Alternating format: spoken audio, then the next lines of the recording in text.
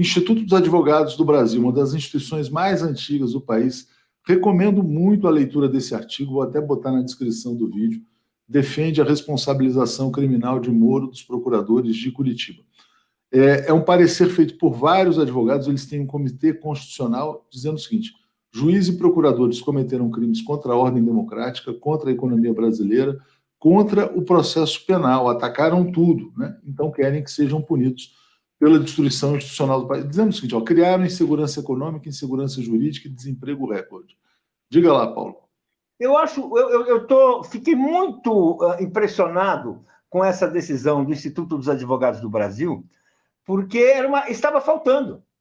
A gente não pode ter um juiz, né, condenado como suspeito pelo Supremo Tribunal Federal e tudo bem, e continua tudo igual. É como se ele tivesse apitado um jogo de futebol, vai. Apitou um jogo de futebol, um jogo cometeu erros, bem, mas é futebol. Não. É um juiz suspeito, o juiz ladrão, no caso, estava definindo os destinos de um país, estava fazendo uma operação contrária, primeiro, aos princípios democráticos, portanto, ilegal, e segundo, uma operação que a gente sabia quais eram os resultados.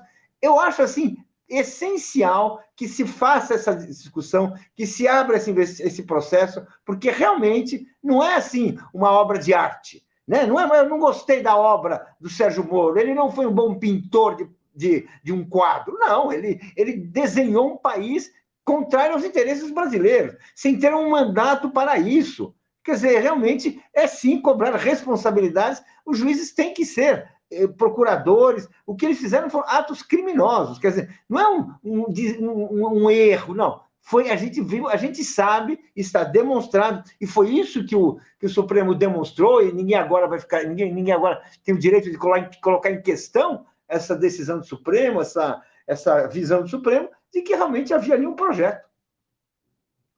Havia um projeto político, como eles demonstram, né, na verdade. Então não foi um erro numa partida de futebol, foi um erro deliberado e que teve consequências dramáticas, né?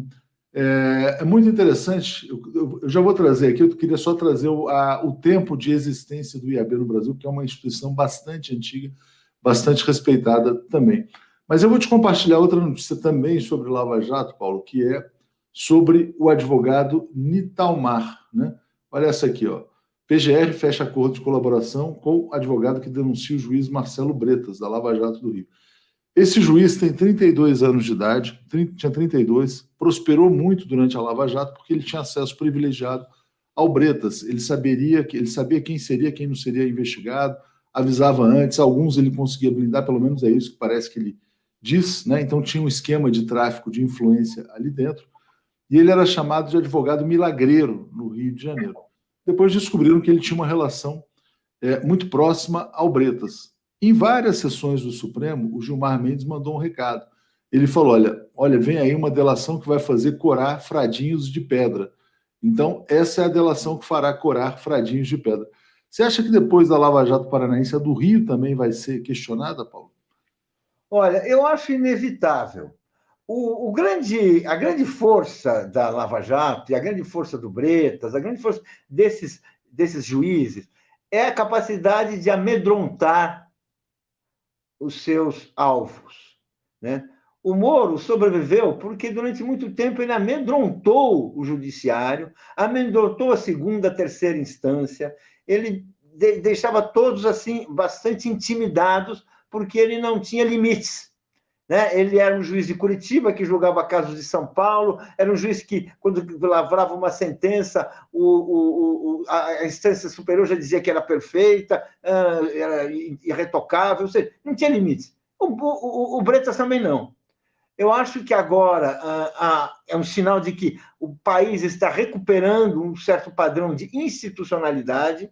Isso é fruto da resistência da sociedade brasileira, é fruto de muito esforço, muita luta, que muitas vezes não apareceu. Também é fruto de atitudes e posturas no interior do Supremo, que a gente sabe, não precisamos ficar debatendo aqui. E tudo isso está fazendo com que realmente o país esteja se debruçando sobre o que aconteceu e tendo condições políticas e jurídicas, mas especialmente políticas, para avaliar o que aconteceu, para avaliar esse percurso que nós tivemos, que é um percurso que é uma tragédia. Nós tivemos uma ditadura judicial. Vai ser um juiz, ditadura judicial, quer dizer, o juiz, acontece aquilo que o juiz quer que aconteça. Quer que aconteça. Não é nem aquilo que a lei manda, é aquilo que ele quer que aconteça. Porque a lei será interpretada por ele sempre de acordo com seus alvos políticos. Exatamente, Paulo. O Zé Crisol está dizendo que o Paulo está afiado hoje. Só para trazer aqui, eu queria só confirmar com o pessoal, confirmar na página lá. O IAB existe desde 1843. Isso aqui é a notícia na página deles. A gente vai chamar os representantes do IAB para debater esse tema. Como você fala, olha, houve muita resistência. Você, peça essencial, escrevendo livro sobre o outro lado da Lava Jato.